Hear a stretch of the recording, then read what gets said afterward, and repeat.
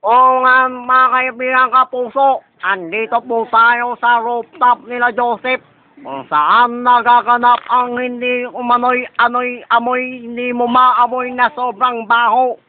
Isang suka ang nagkaalat sa paligid ng rooftop nila Joseph. Oh, tingnan niyo mga kapuso.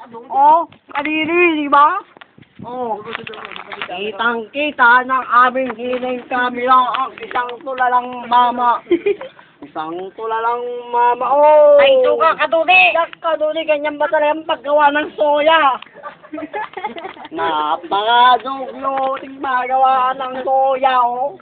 Mga kapuso, sa paligid ay puno ng linga na parang suka. Oh, kapuso, chicharon ni Mang Kanumpay sausawan. Yak kaduli. Oy, dato puti. Ayun ang model ng kaning tutong na may hawak ng bagong.